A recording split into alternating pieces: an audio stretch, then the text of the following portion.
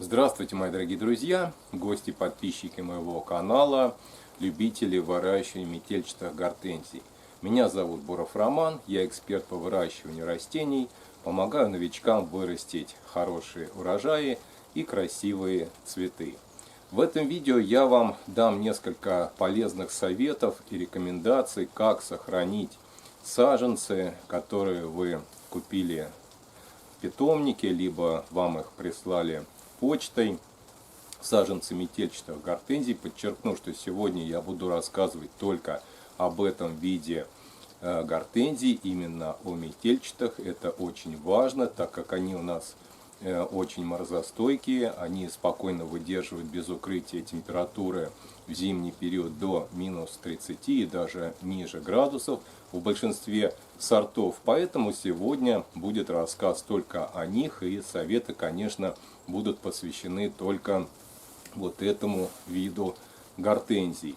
Итак, очень часто мне задают такой вопрос, что делать с саженцами метельчатых гортензий осенью, если вдруг не получилось вовремя их высадить в открытый грунт, либо место не готово, либо по срокам там произошли какие-то задержки, допустим, произошла задержка почтой, поздно пришла посылка, либо погода испортилась и резко наступила зима и похолодание, там даже грунт, почва замерзла, земля. В общем, разные бывают случаи, разные моменты. Вот сегодня я вам расскажу как раз, что делать в этом случае. Многие боятся сложностей, что что-то не получится или саженцы погибнут, но на самом деле с метельчатой гортензией все очень просто. Сейчас я вам показываю саженец гортензии, который я вырастил в этом году. Вот смотрите, она уже с соцветием, высота у нее почти уже к метру приближается. Выращиваю я их вот в таких литровых горшочках, меньшие по объему и емкости я не использую для того, чтобы вырастить максимально крупные и сильные саженцы. Вот считаю, что им нужен литр земли как минимум. И давайте посмотрим, вот какая корневая система за один сезон наросла. Вот видите, ком земляной практически полностью уже оплетен, то есть данный саженец уже просится на постоянное место, его можно высадить как и сейчас. Осенью, кстати, нахожусь я в Московской области, и сейчас уже вторая половина октября, на улице у нас идет дождь, погода прохладная, но еще до сих пор, допустим, в моих условиях можно спокойно сажать вот такие саженцы гортензии метельчатой в открытый грунт. Почему их можно сажать до сих пор? Ну, во-первых, в нашем регионе, в наших климатических условиях земля еще не замерзла. Впереди еще достаточно большое количество, как минимум 2-3 недели времени до того, как может покрыться земля ледяной коркой, то есть замерзнуть. Но сейчас у нас тут дожди. Ночью, конечно, у нас уже были и отрицательные, минусовые температуры. Но вот в теплице у меня, видите, все еще цветет, и листья на всех саженцах, в том числе на маточных растениях, еще зеленые. И поэтому первый, конечно, совет и первая рекомендация будет как можно быстрее. Вот получили вы саженцы, либо купили их в питомнике. Если у вас еще земля не замерзла и впереди есть, допустим, 2 недели относительно теплой температуры, без сильных морозов, когда земля еще не замерзла, вы спокойно можете выкопать ямку на участке, если место у вас готово, и посадите метельчатую гортензию.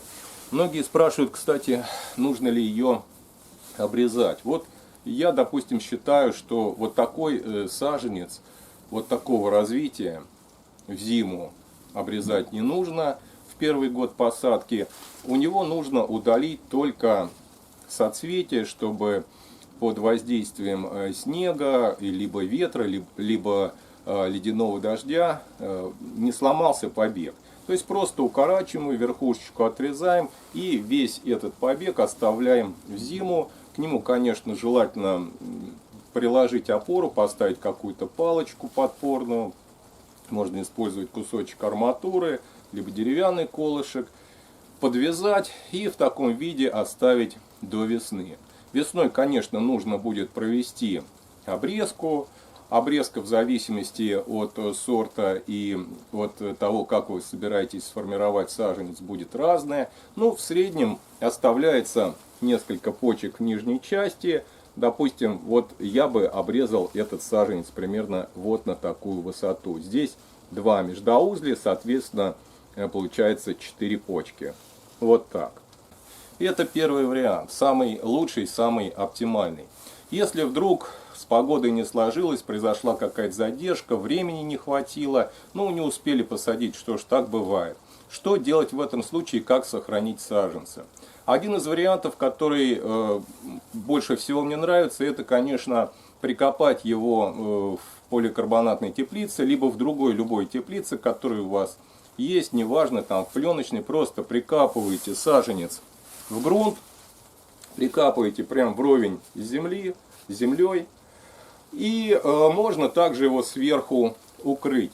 Также я все-таки рекомендую в первый год посадки застраховаться, если вы живете в достаточно холодных регионах. Если у вас зимой бывает температура ниже 30 градусов, то в первый год посадки я также рекомендую все-таки саженец метельчатой гортензии по возможности укрыть. Особенно если вы его не обрезаете. Если же вы его обрезали при посадке, то в принципе, если снега в вашем регионе обычно много, то спокойно зимует под снегом, укрытие не потребуется.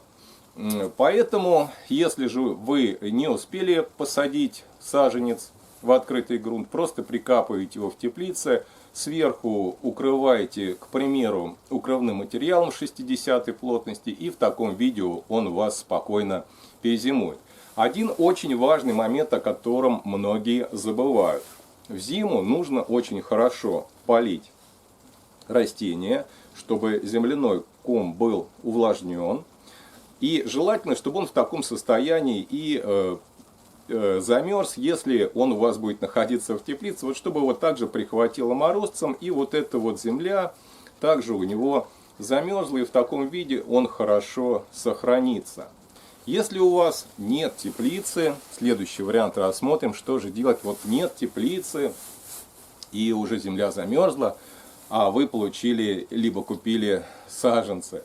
Что с ними делать? В этом случае можно их оставить даже в открыто, просто где-то в огороде, ну, допустим, чем-нибудь накрыв, тем же, допустим, большим каким-то ведром, и в дальнейшем присыпать снегом. Обязательно, чтобы земля была в контейнере, в горшочке влажный, он в таком виде замерзнет, и по опыту также хорошо сохраняется. Это относится только к метельчатой гортензии, поэтому будьте внимательны.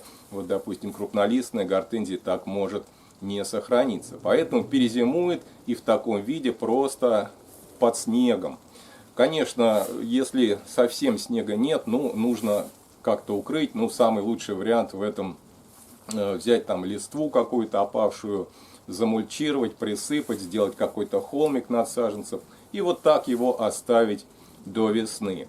Он сохранится. В большинстве случаев саженцы очень хорошо таким образом зимуют, и питомники, где хранятся саженцы в большом количестве, в количестве там 1000 и больше штук, они вот таким образом и зимуют. Просто под снегом, просто под открытым небом.